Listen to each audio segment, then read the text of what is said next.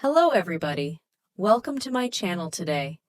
I'm going to give you guys a detailed explanation on a psychological thriller, Forgotten.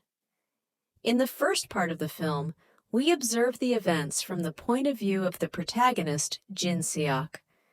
The boy is moving to a new home with his father, mother, and older brother, Yoo-seok. Jin takes psychiatric drugs on a daily basis, so the viewer is justified in doubting some aspects of what he observes in this part of the film. In this section, Jin has strange nightmares and hears suspicious noises coming from a mysterious room in the new house that he is forbidden to enter. Furthermore, a shocking fact happens. He witnesses the kidnapping of his brother by a gang of men inside a black van.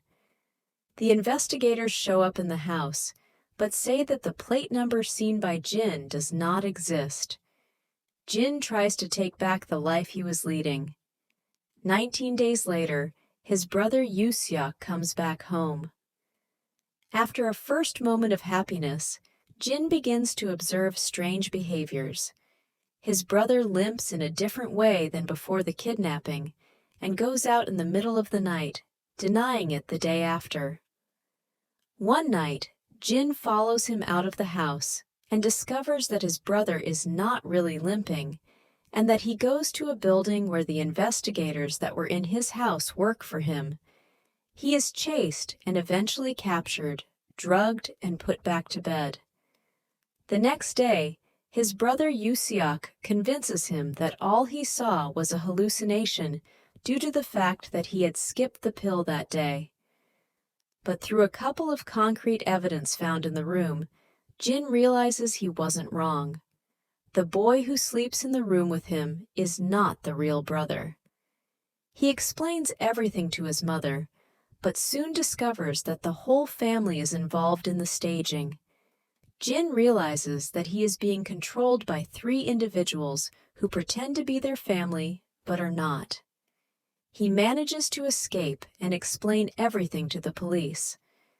At that point, the plot twist takes place, and the confusion explodes in the viewer's head. The police point out that the things Jin says don't make sense.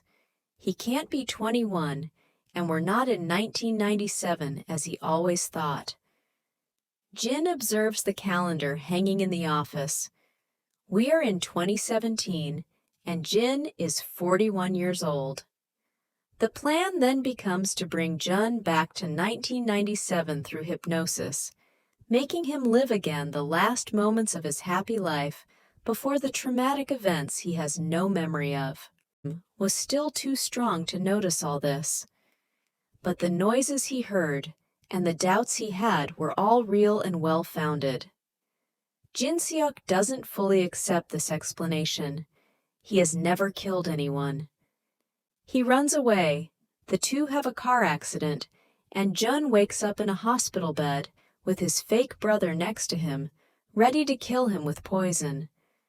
But suddenly, we discover that Jin's memory has returned, and we relive it as it really happened.